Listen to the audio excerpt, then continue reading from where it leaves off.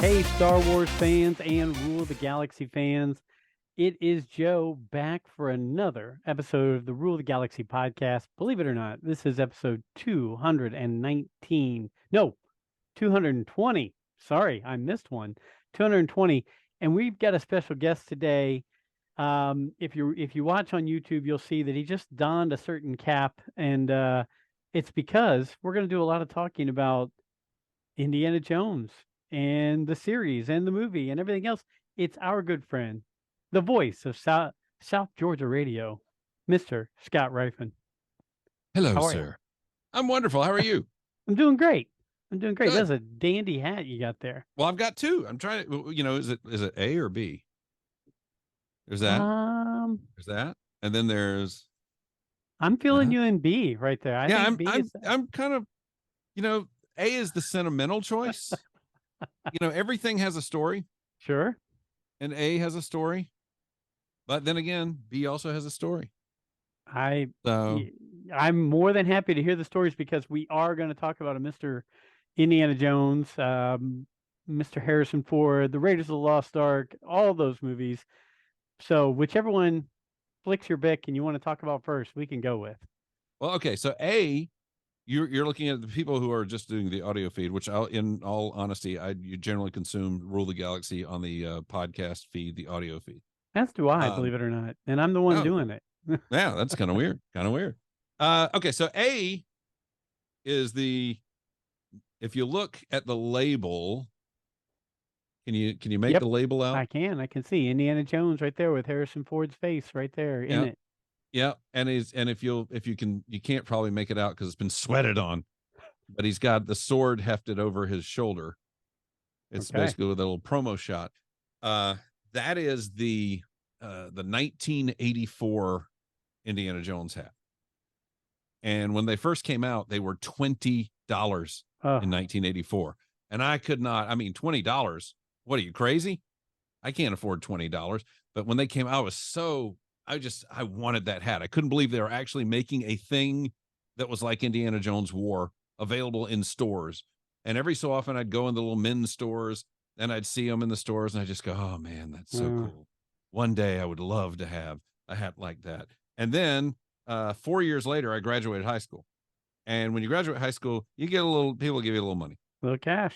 Yeah. A little cash. And so suddenly I found myself flush, but that was not even on my mind. And then somebody came up to me and said, hey, they got those Indiana Jones hats down at, I think it's Harold's Menswear.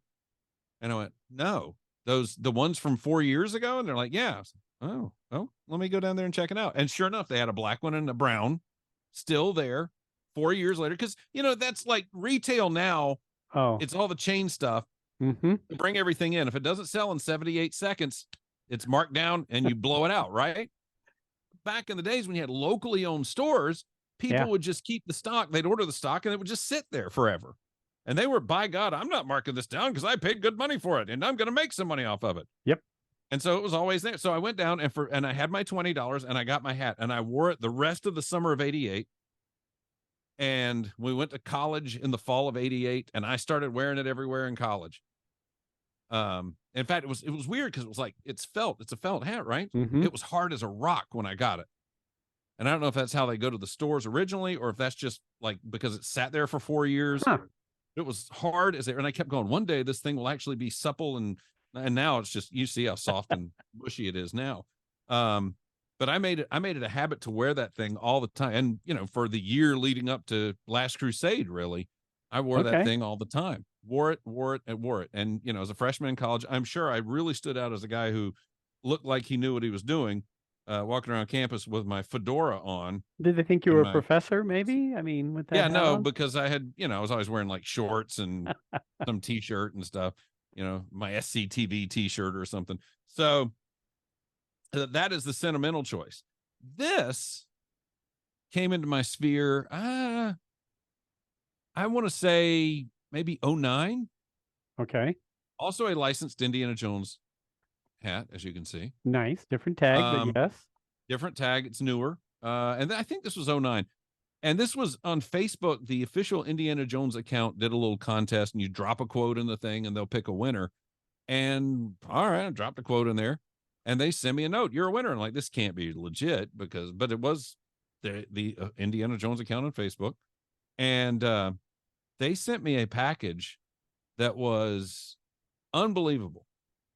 It was all 4 movies on Blu-ray. Because they had, this was just a new thing. Mm-hmm. All 4 movies on Blu-ray. The Adventurer's Guide, that little book they did back around that time. A Raiders poster signed by Dennis Muren and Ben Burt, and Fedora. Wow. Yeah. Just for dropping a line on their Facebook page. Yeah, and that's all I did. And I got this stuff. Whoever wins stuff like that? But that was a thing I won. I was really excited about it. The only thing I've really won like that I can think of is through our good friend Mr. Riley Blanton. When he was getting ready to shut down the Star Wars Report, he said, "I have so much stuff sitting here, and I'm going to have to move, and I'm going to have to." Yeah. And he goes, "I'm going to take random people who send me over. I don't even remember what it was." And at that time, I had not met or talked to Riley. I was just a follower listener, and picked it out. Boom! I got a box with books, posters, pins, and I thought, "Holy cow!" I got really mad at Riley. I forgot about that. Because I found out later he was giving out books, and I'm like, dude, books. I mean, hello. I've got them on my shelf right now. Yeah, I was like, you're giving away books. Why was I not on your list for that? But I'll forgive him for this. He's supposed to come here and stay with me sometime in the next couple of weeks, I think, maybe. Yeah, I had heard that. We were speaking with Stephen Kent. He said Riley was doing some work with Stephen. Yeah, I believe, and I think he was gonna be coming back, right, for some things. Yeah, so he's back in America now and doing his thing because is in Korea, or as one of my callers says, Korea, and he hit me up, I don't know, a couple of weeks ago. I was like, "Would you think I could come by and stay for a couple of days during this time period?" And I was like, "Yes, of course you could." And then I haven't really heard anything from him since then. So if you had your room set up in the Star Wars 1980 whatever version you wanted to set up, you could have him stay in that. Yes. We have a guest room. The room I want to do in that I'm glad you remember that. The late 70s Star Wars bedroomy thing is Garrison's room. But he has to move out first. Tell him to give me a call, because I now have all 3 of mine out. All 3 of mine are out of the house. Heck, 2 of them graduated college. They're off married with kids, all that stuff. The third one, she is taking her own route, doing her own thing, but she's in an apartment off on her own working. And you know what? I think he'll come back and say, "You know what, Dad, I kind of like this being on my own." Good job. Yeah, we've got him. We've got him. He's still living upstairs. He just got his degree in December. But this kid is charmed. This kid is the most I've never seen. It just things always go exactly his way. So I'm just sitting back waiting for it to happen for him. Okay. I remember when we were a little kid, we were at Books A Million one day, and he came up to me. He's like, "Hey, Dad, I'd like to get this book." And I was like, "No." And you know why? Why? Because you're $1 short. Yeah. And I told you not to waste your money earlier, and now you wasted it, and now you're going to regret having wasted that money. And this is a lesson for you to learn. You need to save that money back, and we'll come back when you get the money again, and you can buy that. So he said, "Okay." So he stands in the bookstore and he just says out loud, "If only I had $1 more, I could buy this book." And some lady shows up out of nowhere and goes, "Here, son, here's the $1." So he's learning how to use the system way back then. It's always been his way, is that he just people do things for him. So he got out of college, he got his degree, and he wants to go into broadcasting, but there's nothing here. There's nothing. The business is not in a great place right now. Some of us could do well right now. There's no opportunities right now. And I would love to have him involved in something, but he's not. So he went and got a job at the bank, and he's been working at the bank for 4 months, and they are now creating a management training program for him to enter into in October, and he'll be a full-time, highly salaried member of the bank. So, all right. Well, it's like my son, and I hear exactly what your son is saying and what you're facing, because my son said, "Well, everyone tells me in the radio / TV / movie industry, you have to put in your time. Mhm. You have to go be the grunt. And, and let's face it, in the real world, for the most part, for most people, that's how it really is. Yeah. But at the same time, these kids now have this opportunity. Listen to me, these kids. Oh, in my These day, kids these days. they have the opportunity that guys like you and I didn't have, where they can flip a few switches and they can be broadcasting to people around the world Yep. from wherever they are doing whatever they want to do. And Yep.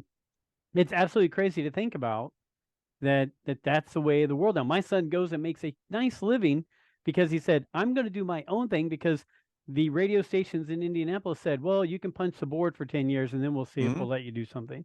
I did my job for 18 years before I got to do the job I really wanted to do. And I got, I mean, and I got, and I made money and I bought a house and, all that, or bought a couple of houses, but, it wasn't, and and I got into management and I did all that stuff. And, I mean, I had Sure. good gigs. I wasn't sitting there, starving, but at the same time, it wasn't what I really got into the business to do, which I only got to do after literally 18 years Sure. of working and working and working. And so for the last 11 years, I've been doing exactly what I wanted to do and pretty much the way I wanted to do it. But it took 18 years to get there. Unfortunately, there's the American dream of it falls into your lap and you become either rich or famous very quickly, or there's the American real dream where you put in the hard work, put in the effort, you say, this is my goal where I want to get to. Yeah. And sometimes it takes some time. The And biggest thing, yeah, yeah, the biggest, I wanted to do the talk show.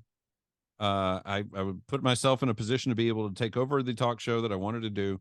And the funniest thing was my boss at the time sat me down and he started giving me all these ideas and why don't you do this? And I want you to do that. And like you to do this. And I just stopped him. I said, hey, hang on a second. Let me do what I want to do. Let me do it the way I think I should do it. And if the ratings don't come in right, then I will do what you tell me to do. But give me a chance to do it my way first. And he said, you know what? That's fair. And I did that. And the ratings blew up. great. And nobody has harassed me really about stuff since then. For the last 11 years, I've been making them a lot of money and getting them really good ratings.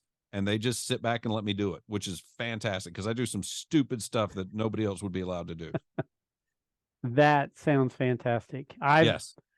You know what, at 52, I've found some different things for dream jobs at different times, but things happen, the world changes, COVID hits, jobs change, all that. You know what? I'm revamping and I'm looking to say, what's that next thing I want to go after? What's that next golden ring? Yeah.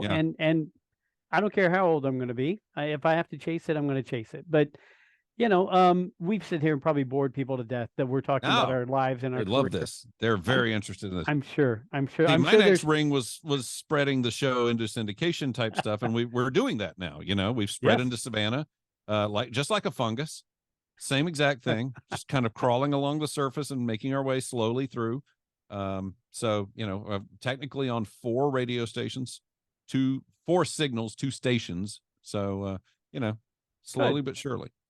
Good. Well, Yeah. as we discussed before we hopped on here, there's not a ton of Star Wars to talk about right now. I mean, we could talk about Bob Iger saying stuff about budgets and how much they're going to spend and all the cutbacks. We could talk about Ahsoka. We could talk about how there's toys being released at San Diego Comic-Con that are ungodly priced to where it's like, this is making my decision easier not to keep collecting everything new that comes out. What we should be talking about is that new Hallmark ornament. Oh, that's holy gorgeous. cow! The carbon freezing ornament. Gosh, yes. I saw somebody post. Ever.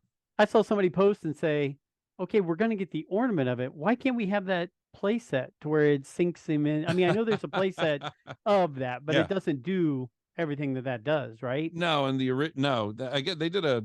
I guess it was at Best Buy. I remember that Kenner did one Hasbro did one a couple of years ago. But my carbon freezing playset was always that paperboard one from Sears. Yep. But yeah, that ornament is just. I want that so badly. I sat at dinner last night and I played the video from Hallmark's site of this thing in action, and I'm just sitting back with my jaw dropped. Every time I see it, my jaw drops, and And I turned to my wife and I said, see, that's what I want. I said, I need this. And she goes, no, there's a difference in wants and needs. She said, oh, and I said, no, I need this. She goes, no. Needs are air, food, water. And I went, and this. You're missing the point. Yeah, that's all the same thing you're talking about here. That's all needs.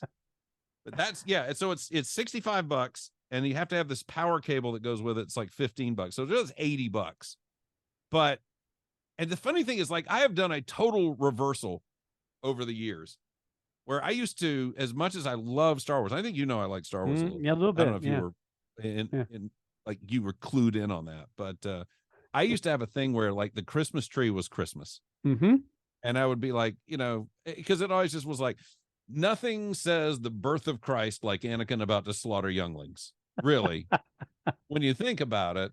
Oh yeah. It's so Christmas. And then a friend of mine gave me this giant, like, the Emperor talking to Vader on the Executor ornament. Have you seen this thing? It's huge.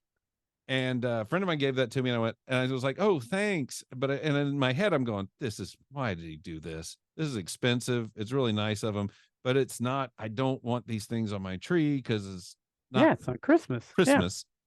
Yeah. And I put it on there anyway. And I started thinking about it. I said, when I was a kid, Star Wars stuff was Christmas. Yep.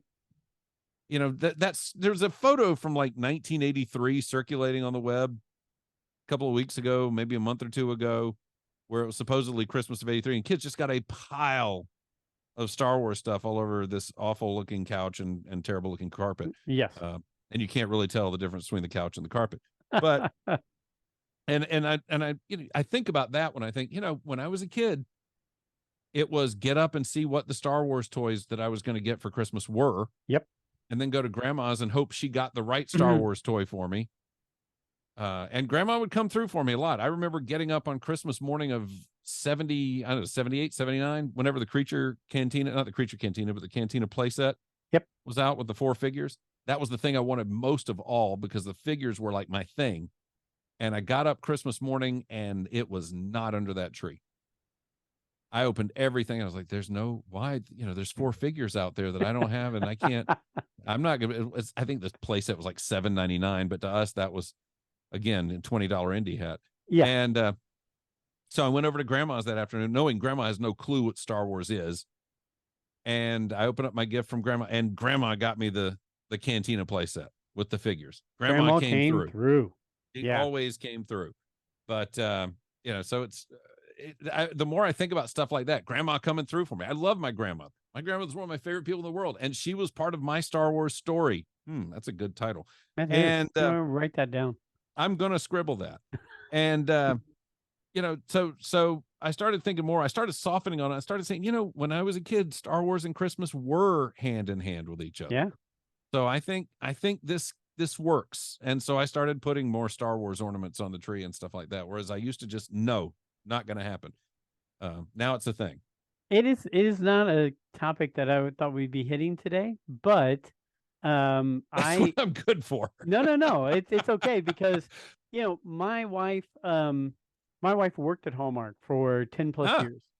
And so she, knowing my love for Star Wars, and then also knowing like how much we love NFL football or Major League Baseball, she would every year when the ornaments would do that preview day, and when they could get them before they went on sale to everybody else, whatever, she'd make sure she went through and picked and grabbed those ornaments. And so we started slowly but surely getting to the point, it sounds silly, to where we pretty much almost needed a second tree. And it was because we had so much stuff. And so that is awesome. One of the good things about, we had all the things the kids made growing up, right? And we had all the typical,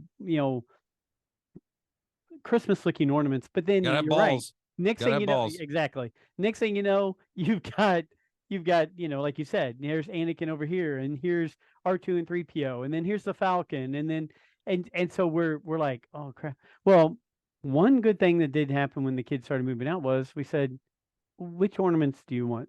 Because you've got a tree now. And And you know what? It has definitely made it much easier on the two of us. But thinking about it, you could easily make an entire, and I've seen people do it before, an entire Star Wars tree, an Mm-hmm. entire NFL tree, an entire Major League Baseball tree. I guess Marvel probably is doing as many. I haven't really paid as Oh, much, Marvel's doing, yeah, they do but ornaments I like did. crazy. Yeah. Speaking of that, I love my Captain America. I never back in the day she did not buy that for me. But I was at a flea market a week or two ago. Sure enough, in the box, Hallmark ornament, Captain America from early 2000s, and they wanted like $5 for it. So, Oh, wow. so I've got that now. It's going on the tree this year. How So, perfect. How yes, perfect. I was You so know, excited. one of the things we do is we tend to go to Disney a lot, and I love going there at Christmas time, and the trees are just gigantic. So one of the things I do in the house, it actually kind of drove my wife nuts, but she is so tolerant with my whims and the things that I want to do. uh I've got to be one of the most blessed men on the planet. But our tree is a 12-footer. Oh my! We have a we have an artificial tree, and it's a 12-footer, and we had one before. And I remember my wife saying, all right, when we're done with this one, we're going to get a smaller tree, because she keeps wanting a smaller tree. And I'm like, Sure, no, because the ceiling's up there.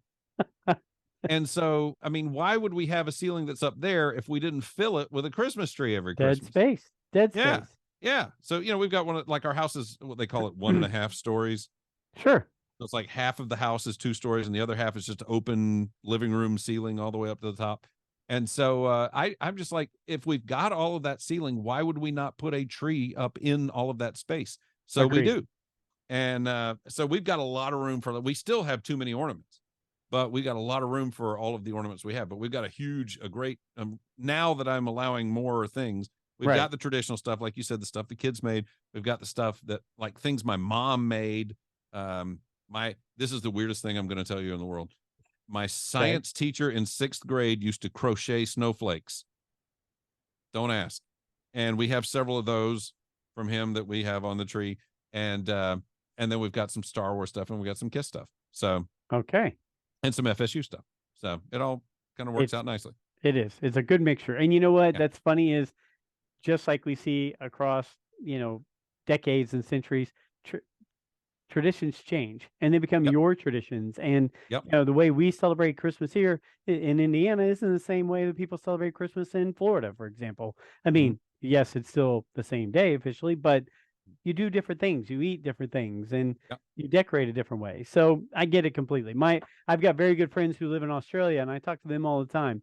And every year they FaceTime me on Christmas, their Christmas, our Christmas Eve, and they're out and they're having huge barbecues, out in their shorts and their flip flops, huge That's right. barbecues, Southern Hemisphere. Yeah. Southern Hemisphere, and to them, that's what Christmas is. They have a huge barbecue, and it's like, wow, that seems so odd for us here, but it's just the way of the world. It's just the way things are. Yep. So yeah, Yep.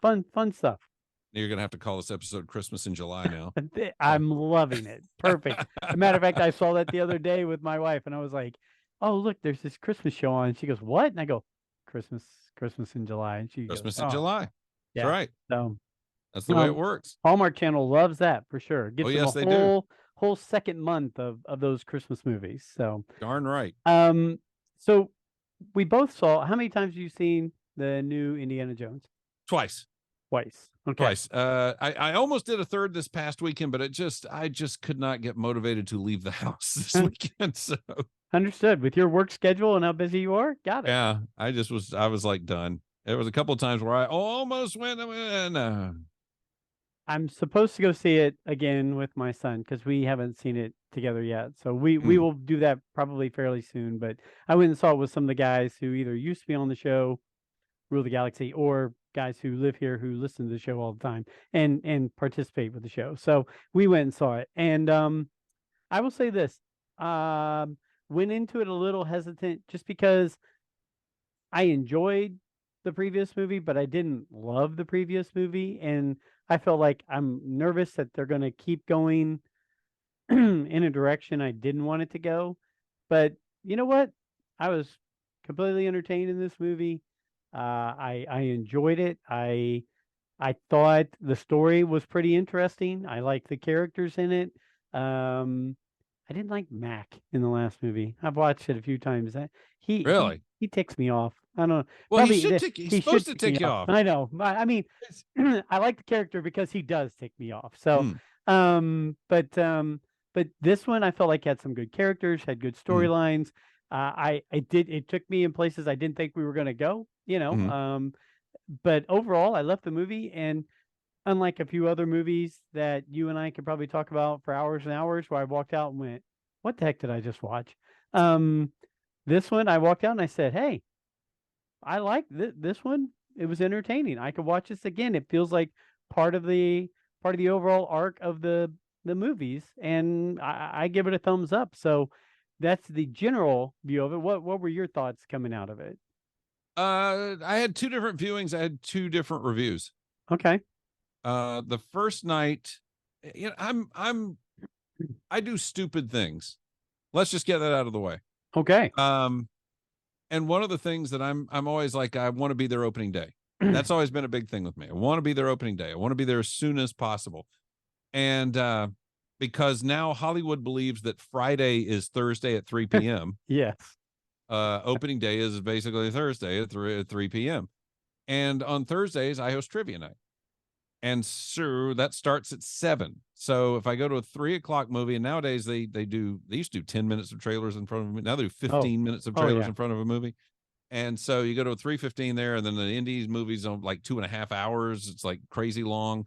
And I didn't see a realistic way to see the 3 o'clock. The next show after that was like 6:30. That wasn't happening with me doing trivia at 7. So 10 p.m. Thursday was my first opportunity to see this film. And it was following a night where I had maybe gotten 3 hours of sleep because I had you get crazy listeners. I'm just telling you, this is between you and me. Nobody else. Just we'll talk. No, because I do talk. I do have a talk show. Yes. And largely we talk about, let's say, the issues of the day. And there are people who get passionate about the issues of the day. 100%. People who are not exactly hinged that get really passionate about the issues of the day. And probably one of my failings is one of the things that I believe is I'm a public figure. I try to leave myself as accessible to people as possible. And that means my messenger and my Facebook and my Twitter. And try to make sure people can contact me as easily as they want, even if it is people that do not agree with me. But I've got a couple that I need to just go ahead and close the door on, probably. Yeah. And one of them was banging on my messages all night the night before, to the point that I finally had to mute him. And like I said, I don't mute people. I barely block people. And but I probably got 3 hours of sleep. I get up at 3:30 every morning, and I got about 3 hours of sleep. Then worked from 4 a.m. until pretty much straight through until 9 when I finished trivia, and then went to the 10 o'clock movie, knowing that I was going to get up at 3:30 the next morning, get home a little after 1. And so I was not in a good place. Yeah, I can imagine. And for that reason, a lot of the time I struggled to stay awake at times. Yeah. And the biggest problems, I came out with a lot of criticisms. I was kind of salty at the end of that screening. And that weekend we went to a Dolby theater because I wanted to see it in a different type of theater, different experience. We saw it on the local premium large format screen, which is called GTX, Georgia Theater Company Extreme. And it was nice. It was, it's I like the theater and all, but I do love those Dolby theaters too. Sure. And so I went and saw the Dolby theater, and I will say, coming out of it on the second screening, I had all of the same criticisms, but they were less harsh. Because, I mean, some of the criticisms are just that Mangold is not Steven Spielberg. No, I mean, and yeah. When you levy, the question of, are they Steven Spielberg at any director, regardless of their caliber, the answer is no. They are not Steven Spielberg. Sure. So it is almost ridiculous to hold against Mangold the fact that he's not Steven Spielberg. But I did do it. You want my good or my bad? Because I'll give you my rundown here. Give them both. I don't care. I want to hear them all. What order do you want it in? Because I don't want to. Let's go bad first. Yeah. Let's go bad first. Bad. Helena was not as bad as I was afraid she was going to be, but Okay. she was a bit overpowered, as they would say in comic books. You know, Superman is overpowered. I think she was a little overpowered. Um, the chase That's sequences, become the tendency of today, though, yeah, right? yeah, she Yeah. did, but not ridiculously so. Yeah. But she was a little overpowered. The chase sequences were inventive in that they were in premise interesting and inventive, but within the chases they were very pedestrian chases. They were literally, you are going after me and I am being gone after, and that was it. If you watch the other Indiana Jones films, and I am going to say up to and including Crystal Skull, there are just little bits of business that make these chase sequences really fun. Little moments that take place that are fun or silly or funny, that are a wink and a nod to the camera saying, hey, guess what, this is a serial, this is a fun thing, this is an Hmm. adventure, this is kind of silly, you know, the premise of the movie is silly, so we're going to be silly. And you didn't get a lot of that in this film. You just got straight up Chase chases, scenes. Okay. that were well done and well executed and everything, but they weren't what Spielberg would have done. I'm really curious to see what he would have done with a script like this, because I think there would have been some really neat bits of business that would have made it uh, a lot of fun. I think they missed some opportunities. I didn't like what they did with Sala, where they kind of went, No. I miss the adventure. I miss being able to get up in the morning. I miss being able to see what I'm going to do in the digging and then Andy's like, yeah, I'm going to go over there. And he goes, well, I will go with you. No, you stay here. Now, Okay. come on. He just told you. He Right. just wants to go on an adventure. I You was stay here and you hoping. drive your cab. I was hoping he would. You're right. That one right there, I was like, oh, come on, take him with you. Even if he Yeah. dies in the chase, that's how he wants to go out. You know? Yes. Yeah. He could go just like Wuhan, which I know Wuhan's dead. But you know, there was always a chance they could have brought him back, except after COVID, nobody wants a character named Wuhan anymore. So you can't do that. But it's so, I mean, that was a lot of my beef with it. And there is a murkiness about the Waller, the bad guy. What exactly is his relationship with the CIA? Why is the CIA actually trying to help him do this? And then, of course, Hmm. they're not trying to help him do everything. And but there was a little vagueness about exactly who these guys were and what they were doing, what their motivations were for doing what they were doing. But those were the beefs. They felt a lot bigger than they were. Yeah. I mean, They they I felt a think lot bigger my Thursday night. my tweet the next day after I saw it was Mhm. not a perfect movie, but Yeah, enjoyable and entertaining. it And is. somebody came back to me and goes, well, no movies are perfect, blah, blah. And I was like, exactly. There's very Yeah, rarely a perfect movie. yeah, I'm just saying it was entertaining. I enjoyed it. yes, There were little things I would have changed. That's all in yeah. the story. I think the humor. There were moments of humor, but I think the humor wasn't there to the degree that it would have been had it been a Spielberg movie. Um, and I think that's kind of the biggest thing to me. But on the plus side, we got some really interesting locales. Hmm. I did see an interview with Mangold where he going, well, this isn't a film where Indy's going to deal with his age. He's going to deal with age and getting older. And of course, then I turn around and I'm rewatching Crystal Skull this week going, this film is about age and getting older. I mean, it's what we've done this movie already. Thematically, it's been done. But I did like the juxtaposition between 69, the space age, because we Hmm. really are entering the space age. You grew up in the 70s, and you know that we had Matt Mason astronaut toys, and we had, after 1976, we all had space shuttle toys everywhere. I mean, you just went into the Oh, stores and there yeah. were plastic space shuttles everywhere. And of course, Star Wars and Star Trek was a thing in syndication at that point. So, yeah, I mean, it really was a space age, and he is out of place because Oh, his entire profession, his entire life is about the past. he's now the relic Yeah. in the story. Yeah. Yes. Nobody else is cares about the past at this point. We're all looking at the future. Even the little kids on the subway as he's looking over. Loved it. And so I like that premise.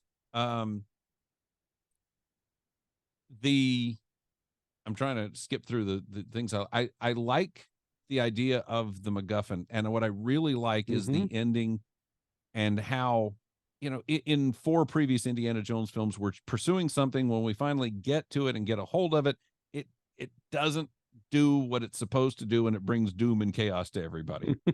And it's kind of all been done in the same way, essentially. I mean, the ark, you open the ark and it melts everybody and sucks everybody into it, and then the Shankara stones, they flame out, and they basically result in Molaram being killed because they just burn through the bag.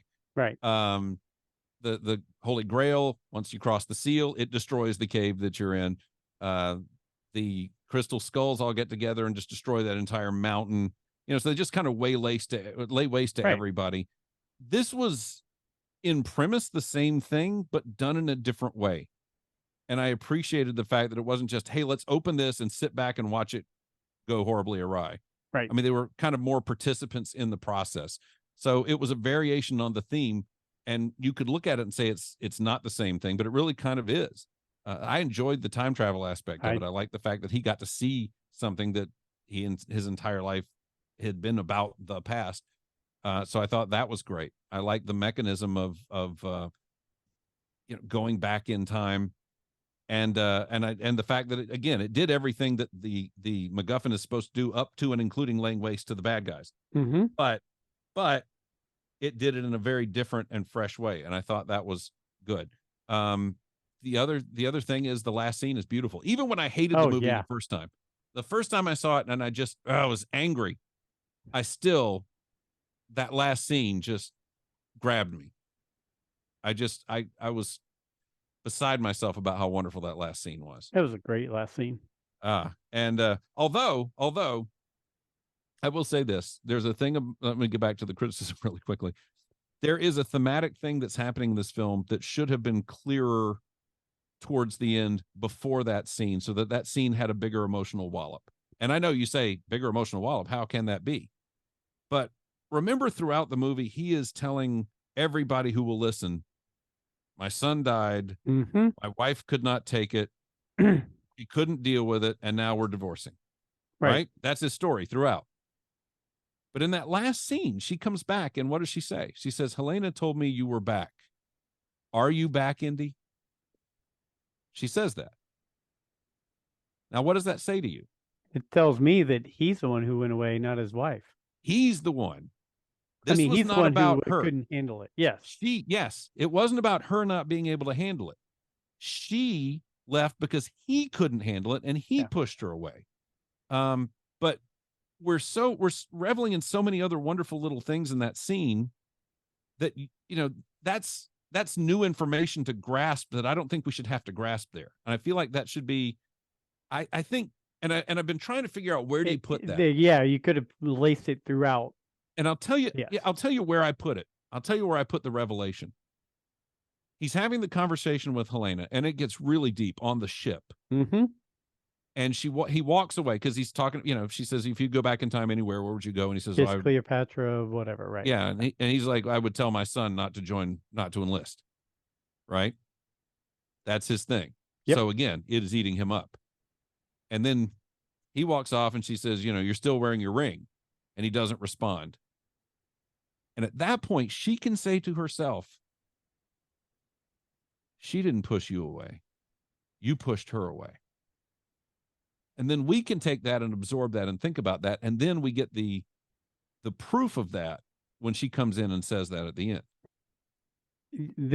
I love that, because that was one of the things that when I saw someone write an article about, well, there was grumpy old Luke in Last Jedi, and there was grumpy old Indiana Jones in this movie. Because let's face it, at the very beginning of the movie, he's a grumpy, well, after the flashback, grumpy old man yelling at people, didn't want it to be loud, falling asleep on his chair, all that kind of stuff.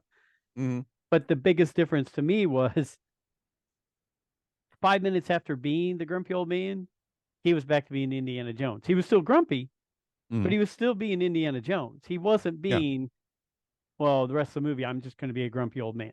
He was, I'm going to go back to, I'm the guy who has to do it. It's like Bruce Willis in Die Hard. I'm the only guy who can do it, right? Why do you keep doing this? Because it always falls on me, and I'm the only one who will do it. And that's what Yeah. Indiana Jones is in this. These Yeah. things keep happening, and he has to be the one that keeps figuring out a way to get through all the mess. So, but yeah, I like that. I like what you brought up on that because yeah, that would have added a little bit of flair to it. Because you're right when she says, "Are you back, Indy?" I thought right away it reminded me back to the beginning of the movie where he went from being the grumpy old professor sitting in a chair to Hmm. putting on the hat and going with her for the adventure, right? Hmm. So I Yep. thought, yes, he is back because he's reverted back to being Indiana Jones Yes. throughout this movie. So Yes.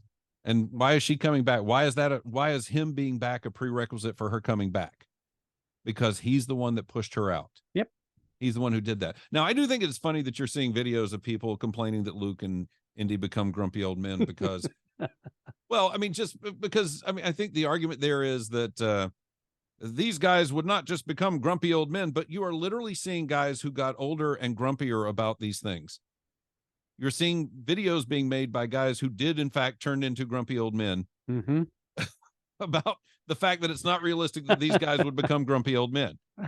So maybe there is something to that. Maybe there is some grumpy old manness that does happen with us as we get older because we're watching guys making videos about the fact that it's not realistic for somebody to become a grumpy old man Well, when they are manifesting grumpy old manitude themselves. well, take this is going to be a silly tie-in, but take Adam Sandler in The Wedding Singer, and Okay. he's talking to the guy, and the guy says, "You just want to be the Fonz," and he said, "You know what?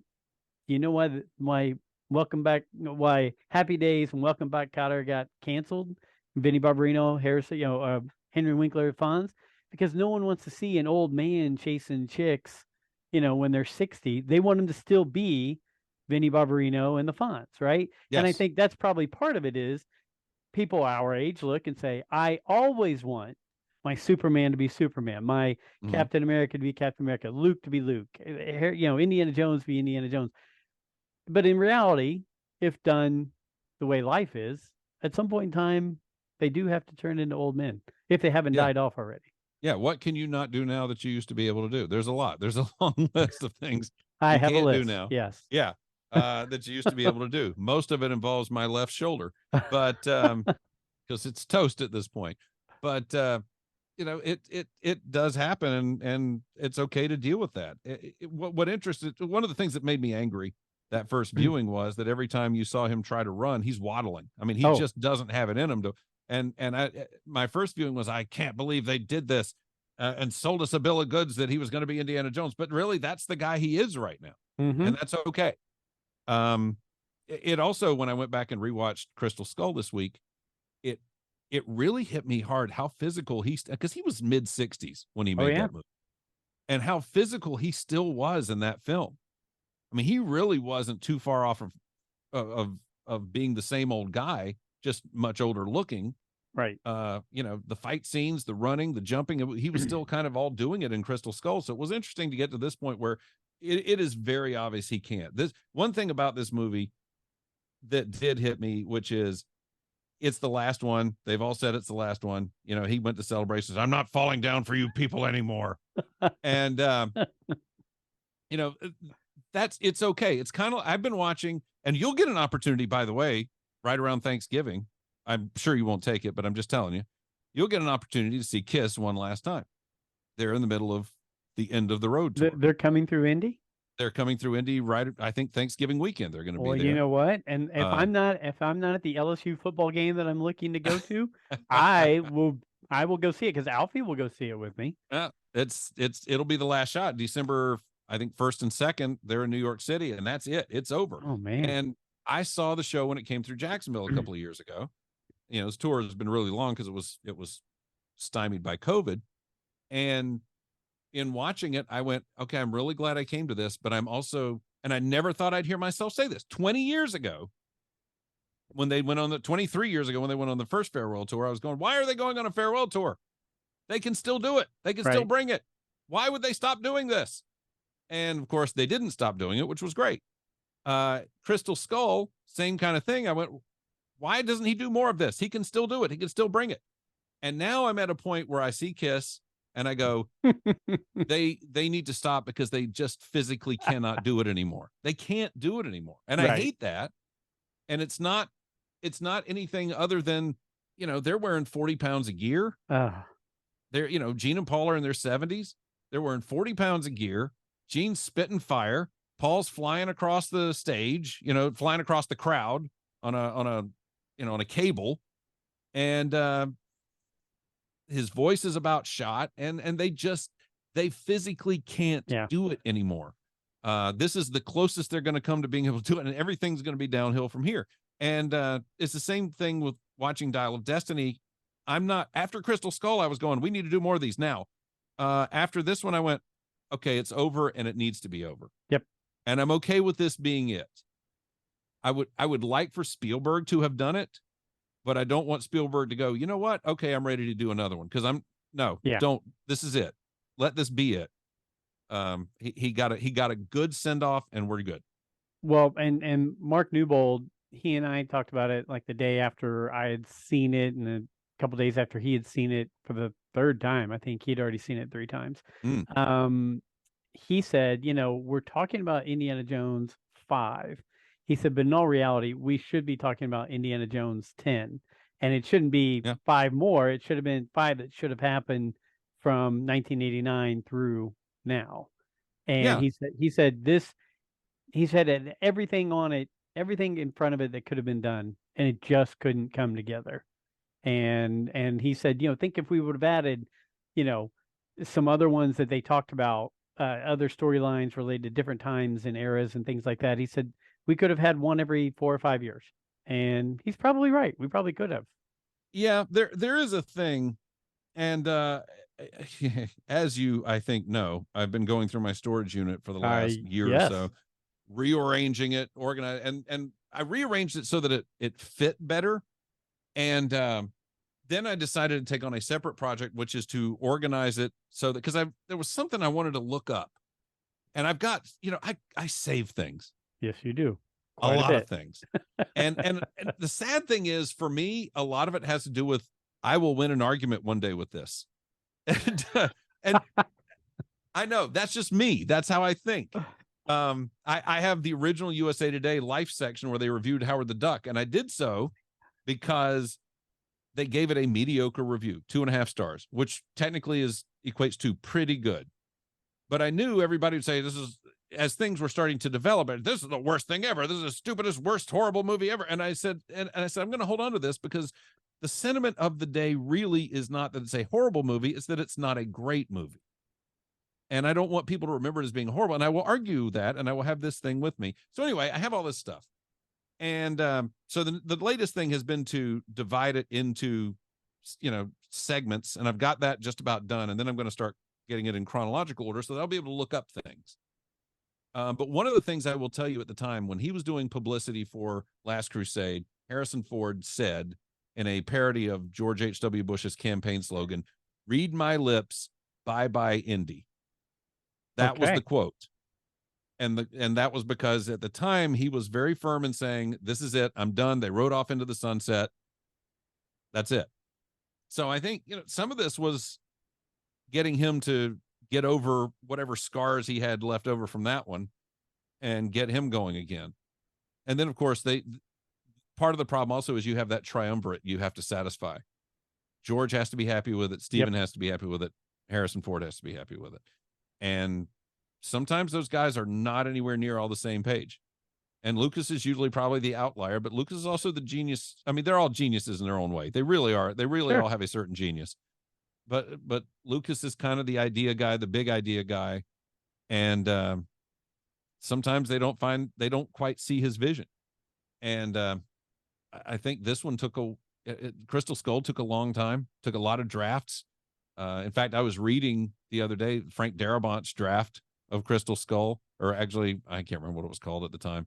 Frank Darabont did a draft that might be a little better than the David Koepp one they used. But, they went through a lot. I think Jeffrey Boehm did an iteration of it. I have not been able to lay my hands on a copy of that. I have, for the record, between you and me, because I know it's just you and me talking just here. You and me.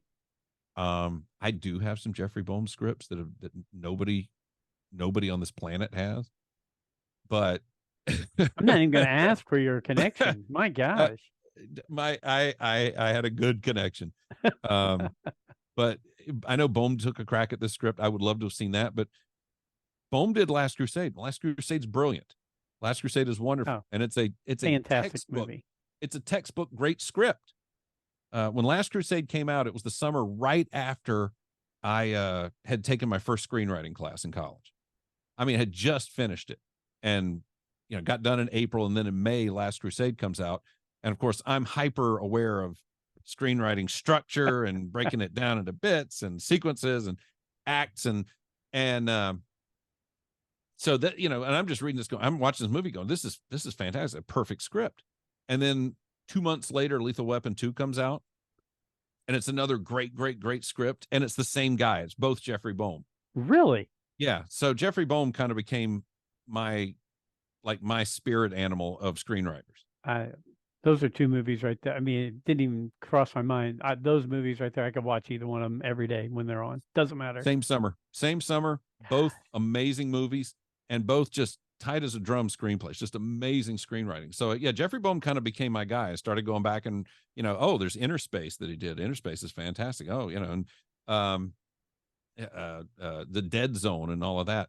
So yeah, Jeffrey Bohm became my guy, and I was a big fan of Jeffrey Bohm's from that point forward. He did a script. He did a version of Indy 4. I've never seen it. I know it exists. I know that if it existed out in public somewhere, I'd have it. But yeah, I have a feeling you would. Yes. Yeah, I mean, a guy did a fake version. I don't know if you remember that or not. Years ago, the guy did a fake version trying to get attention from Hollywood. He put it out and said it was Jeffrey Bohm's draft of the fourth Indy movie. It was terrible. Oh, it was terrible. And I remember getting a couple of pages into it and going, "This is not Jeffrey Bohm's work. This is not it. This doesn't make any sense. This doesn't read like he writes."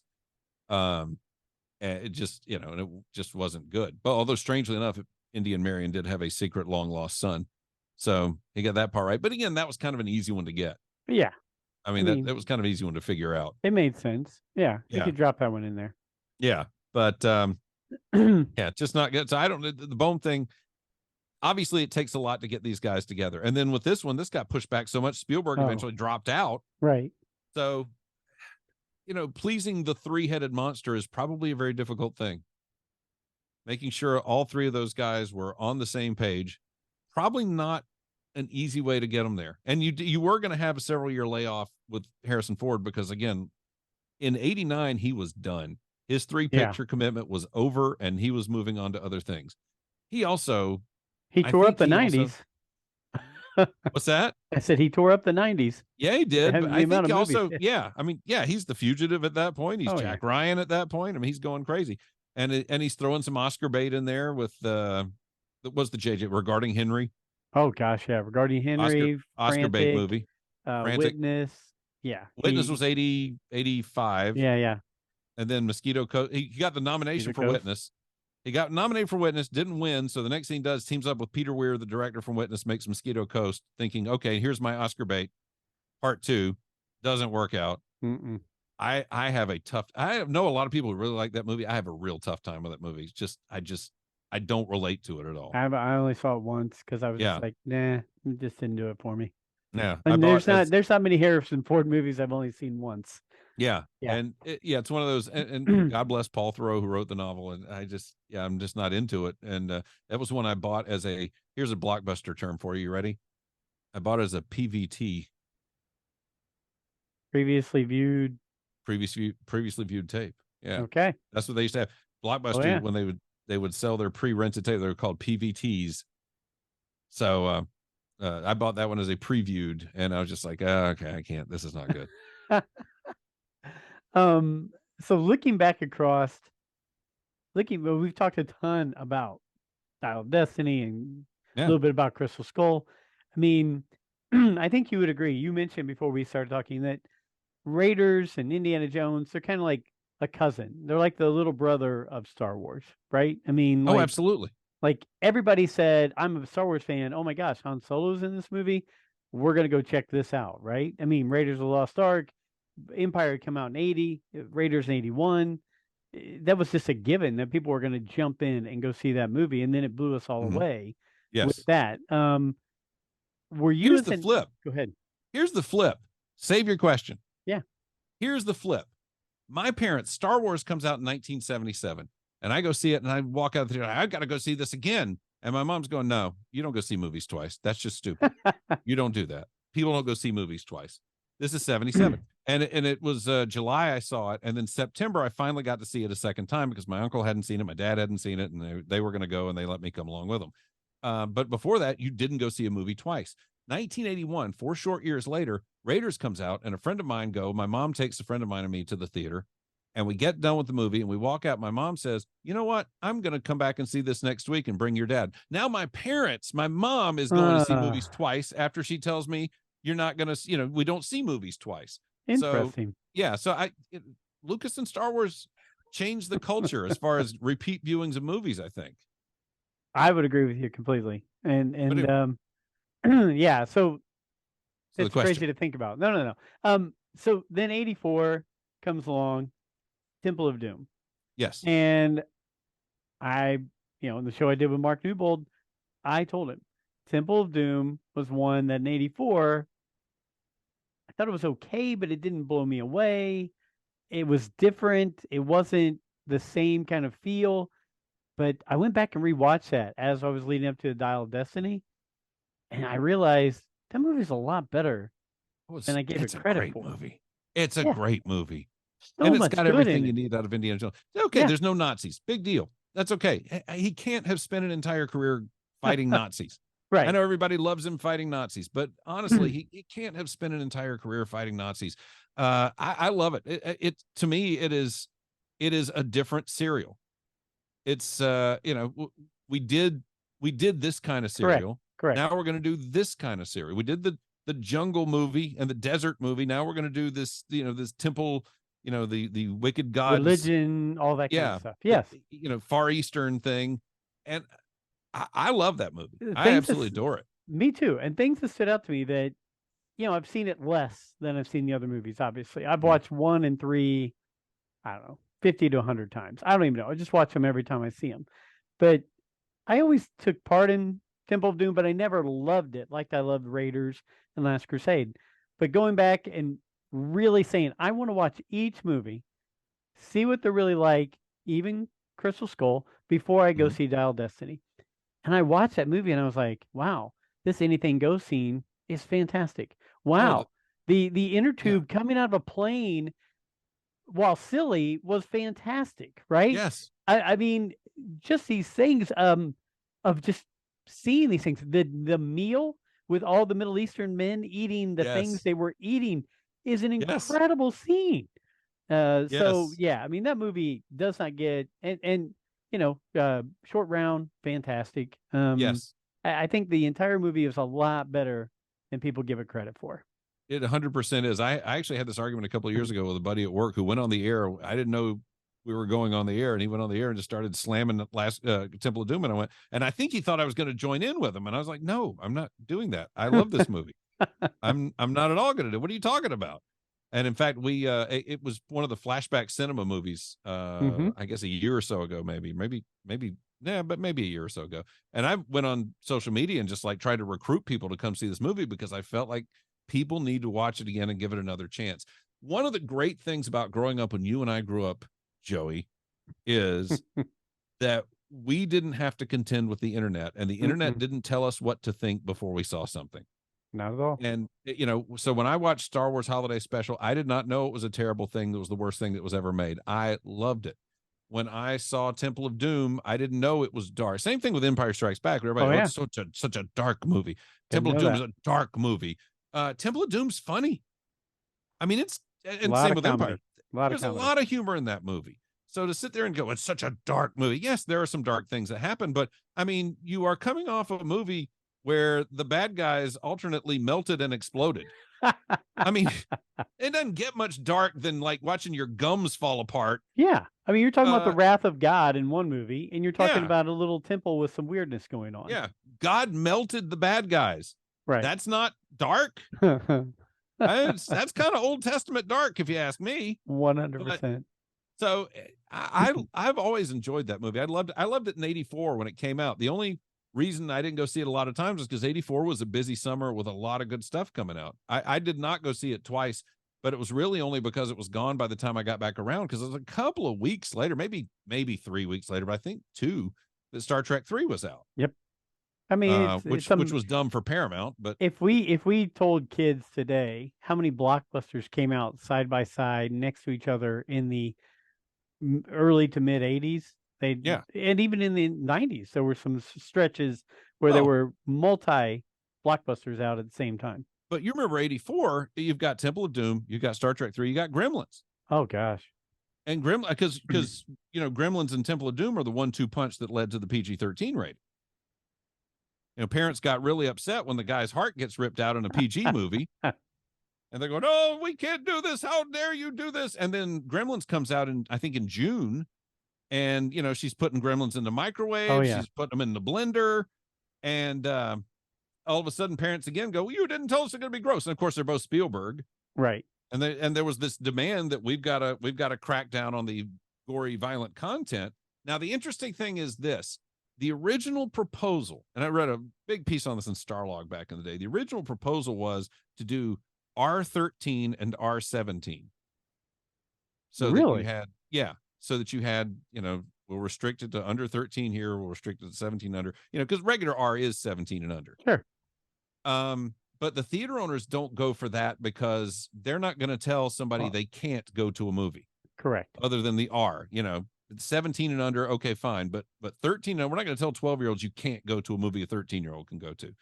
So it got modified to there's PG and then there's PG-13, where we strongly suggest you don't take 13-year-old, younger than 13-year-old kids. Right.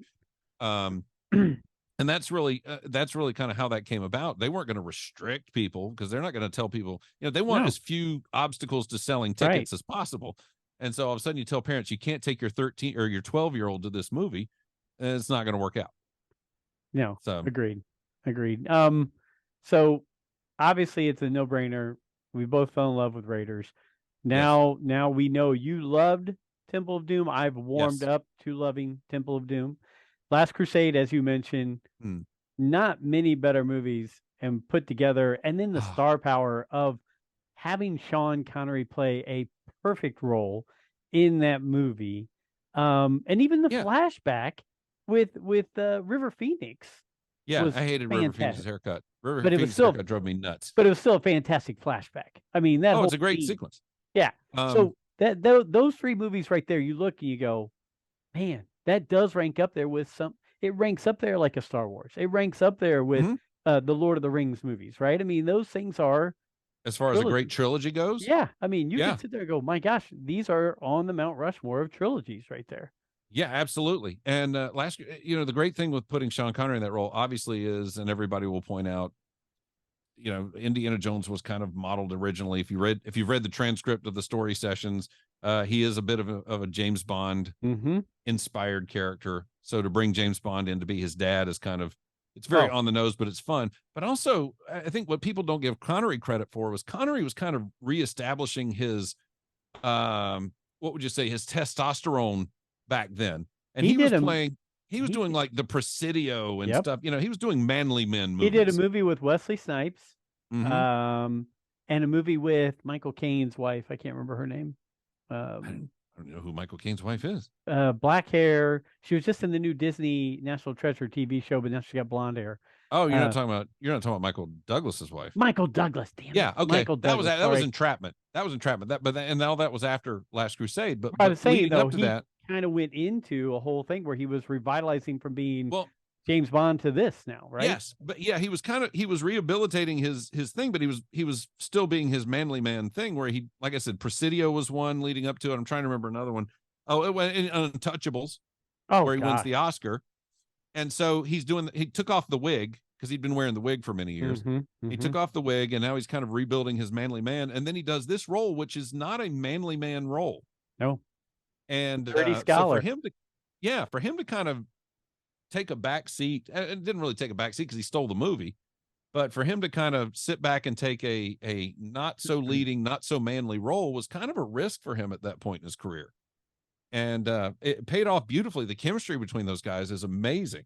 Their interplay is fantastic. I can't imagine what it would have been like to be on the set of that thing every day, because it's one of those movies. It's kind of, to me, like Cannonball Run.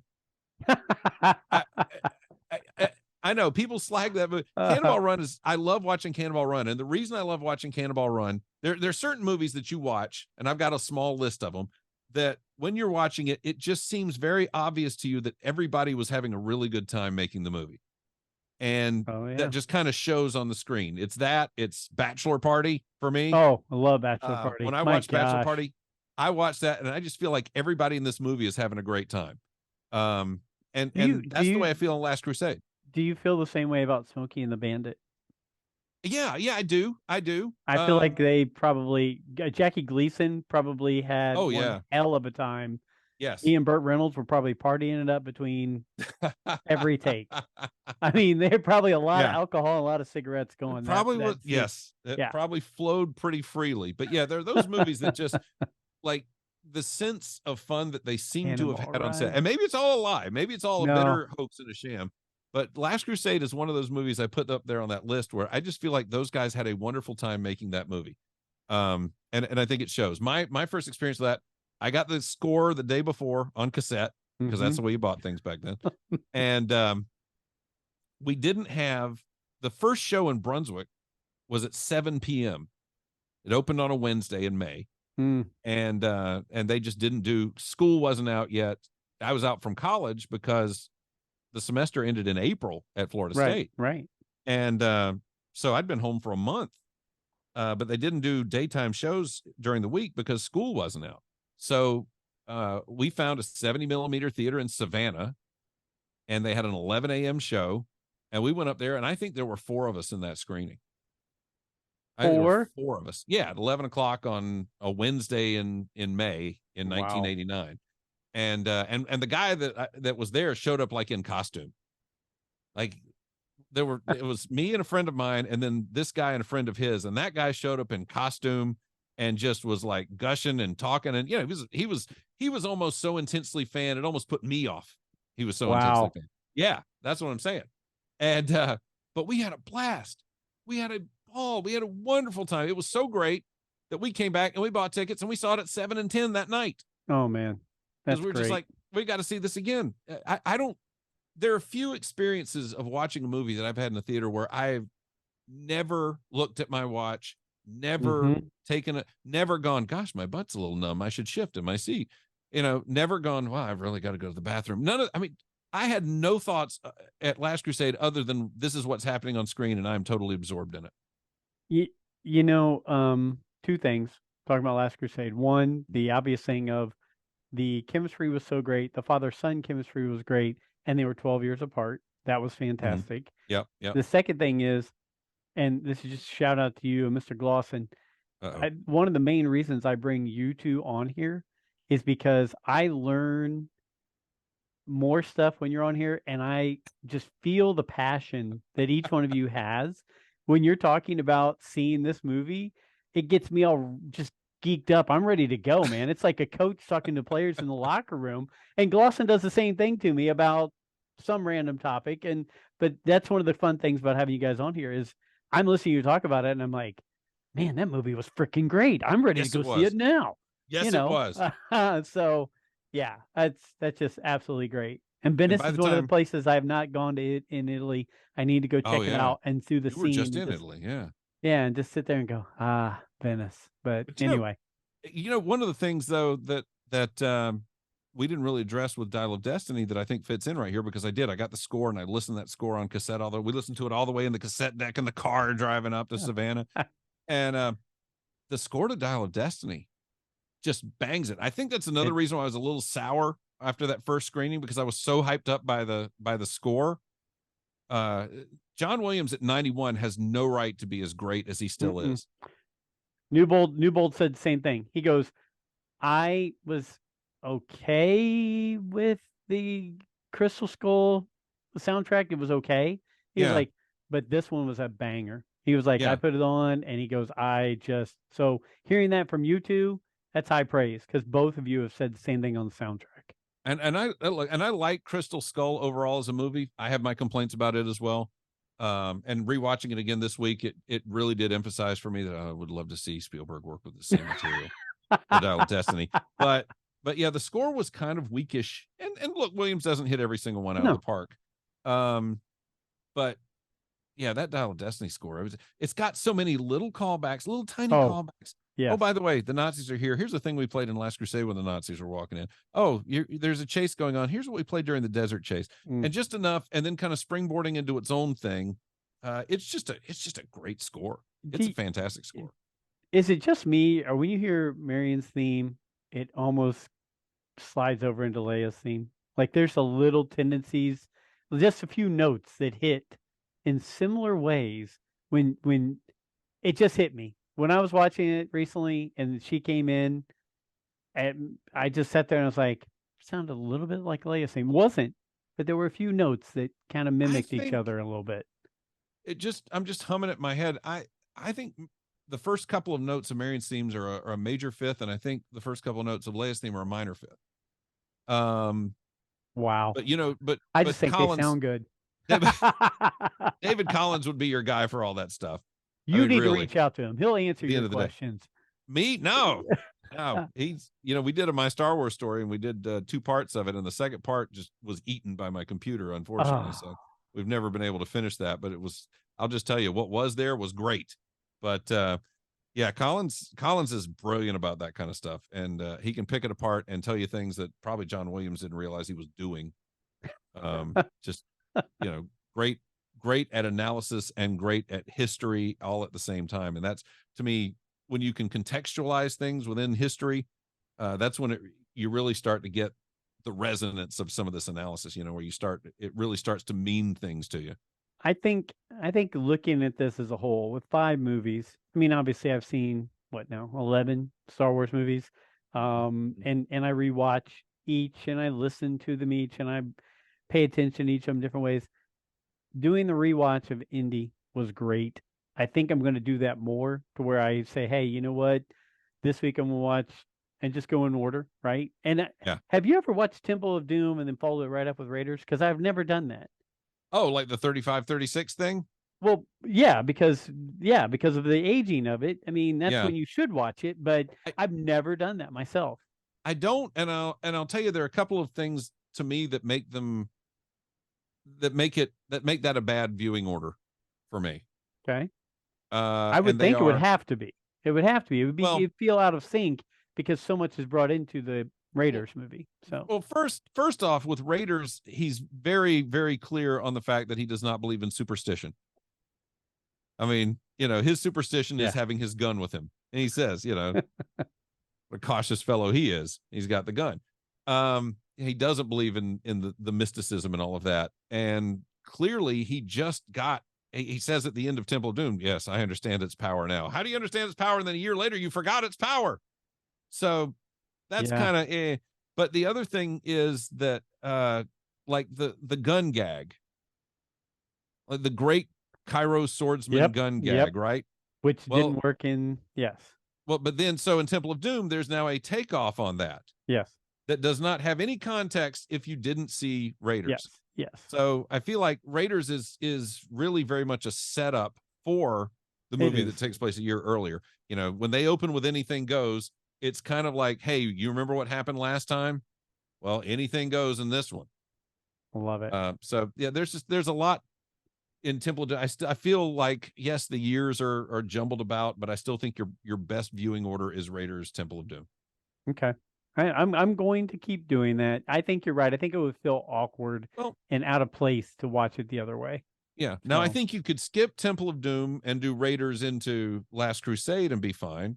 And again, not that I'm encouraging skipping Temple of Doom. I love Temple of Doom. But if you're just kind of looking for a continuous viewing experience that's interesting, I think you could do that because they mirror each other in so many different ways. And they're 2 years apart in chronological order. So but no, we talked we've talked a ton about Indiana Jones now, even though we started off Mhm. with Christmas in July. But I mean, I do feel like, I mean, let's just face it. There we go, and the hat's back. And you know Yep. what? I will tell you this. So- My wife and I are planning. One thing we did not hit while we were in Rome is there's a 200-year-old hat shop right next to the Vatican, and they Oh, take you. They measure your head. They get a feel of how things sit on your head, and they make you a hat while you're in there. But they make hats just like that. I have a feeling that it was not open. It was closed. A lot of things close on Mondays. Very weird. hmm. It was closed on a Monday when we were at the Vatican, so I didn't get a chance to go in there.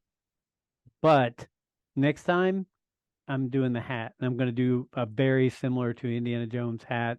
Get it handmade right there in Italy because that hat. Come on, as we get older, we're gonna look very suave with having a hat like that on Yes. as we're You walking know around. what? We should do that when we all become really old guys. Yeah. We should make hats a thing again. Why not do it now, Scott? We're Right in our now? 50s. All right. Well, I I just don't I feel like I'm in my 50s at this point, but I guess I am. So, I don't feel like it either, even though I have a grandson and two grandchildren on the way. So I guess I'm kind of in my yeah, 50s. yeah, you're Papa. How old is Mr. Glosson? He's Glosson 47. is 7 years younger than we are. Yeah. Okay. So he's Late. 45. Okay. No, he's 46. I'm sorry. He was born in 77. He's 46. Alfie is 46. Hmm. Okay. We have our friendly host D-Doc who does some of the shows for us. Oh, yeah. How old is your son? G is 20. He'll be 26 this year. No, yeah. August 18th, 1997. He'll be 26 Okay. this year. So he's the same age as my middle daughter. Joey, my son, turns 30 next month. Hmm. And D-Doc, D-Doc is 32. So we have talks and Jeez. discussions, and I'm 52. D-Doc is 32. And it's just like, oh gosh, that's just crazy to think That's about. multi-generational. Yeah. They're not supposed to be your buddies. You're supposed to be like guiding them. You're supposed to be Yes. mentoring these people. Yeah. All we're doing is teaching him how to buy things. That's all. He now has a whole Lego and Black Series collection. Good. Anything is we talked that stuff to death. Anything going on with you personally, Star Wars related, anything like that, but you want to hit on before we head out?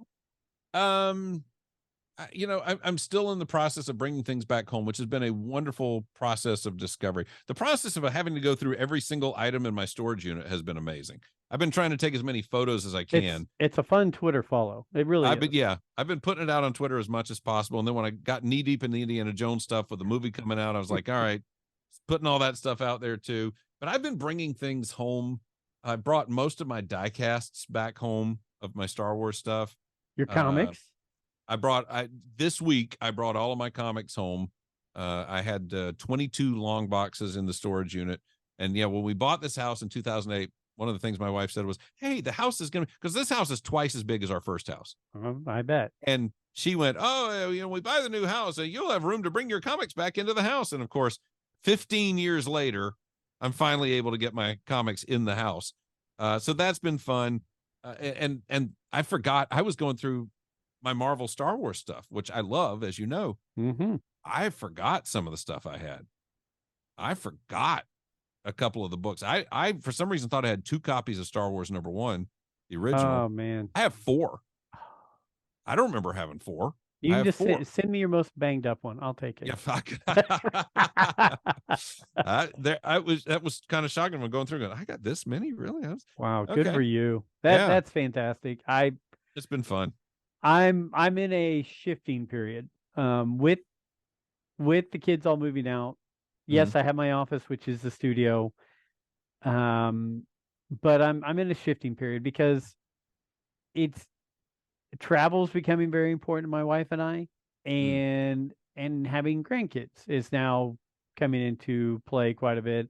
So we're looking at how much of this do I really just keep and hope that Joey wants to take it from me or his son or one of my grandkids? Because my wife the other day said, she goes, okay, you'll have 3 grandkids by next summer, right? So Mhm. how many of them do you think are going to come in your office and hang with you and play with Star Wars guys? And it's a very valid question because in today's world, that's not really the norm.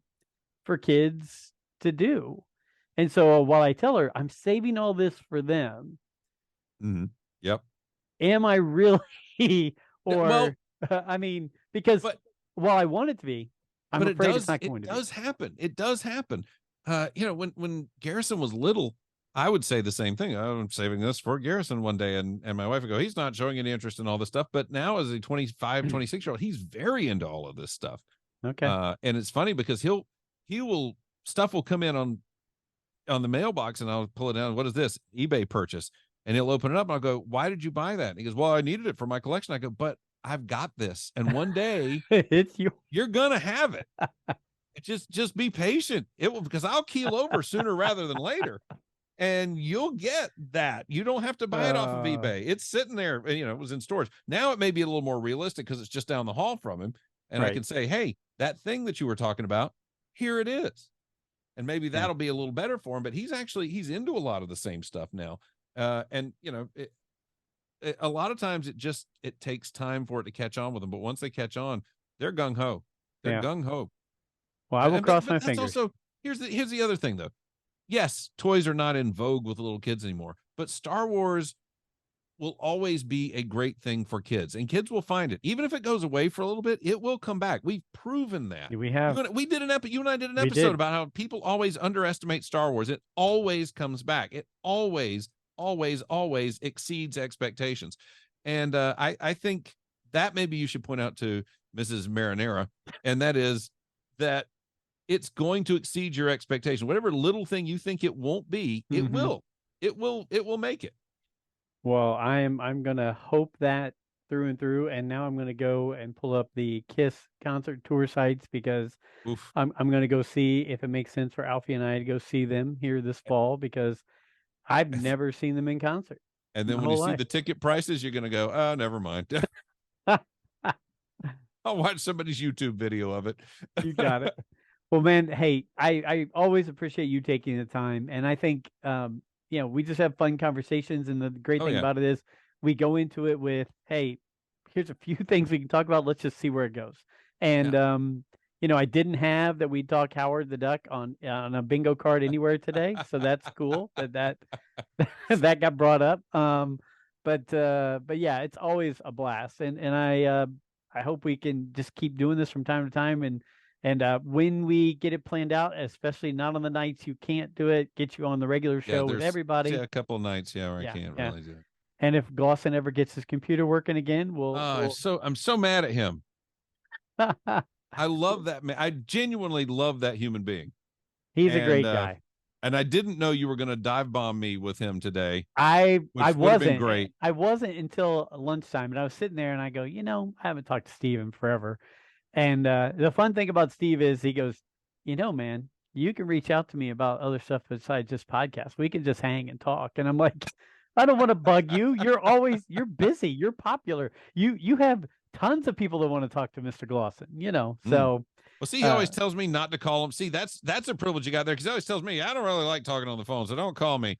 So well, mine's probably better. He probably means text. You can always reach out. Sure. To me, so. Sure. Yeah. You're making excuses now. Hey, real quick. Yeah. Fill for me for 2 seconds. I'm going to show you something. So you said, sure. Not only were we going to talk about Howard the Duck today, you didn't know that, but watch this. Okay. So as we sit here and wait for Mr. Ryfun to go through his plethora of items in his room, there we go. He's bringing up Howard the Duck. Is that the book? Is that the novel? It's the novelization of the, one of my other little passions is movie novelizations. Wow. And that's Howard the Duck. And I bought that when the movie came out. In fact, I walked out of the theater and we went over to the bookstore and I bought it that day, I think. Wow. In August of '86. Howard the Duck by Ellis Wiener, which is a name you want to have. No. Thank you, Ellis Wiener. Again, on the bingo card, we did not have an Ellis Wiener discussion point. So that's correct. Well, there we go, folks. If you want to find a movie novelization or any ephemera of Star Wars related items or Indiana Jones, you know the guy to go to, Scott Ryfun. So correct. Scott, thank you so much. It's been a blast. I've laughed and just sat back and let you entertain me. And we'll do this again real soon. I appreciate it, man. I hope to. You got it. Hey, guys, until next week, even though we didn't really talk that much Star Wars, may the Force be with you.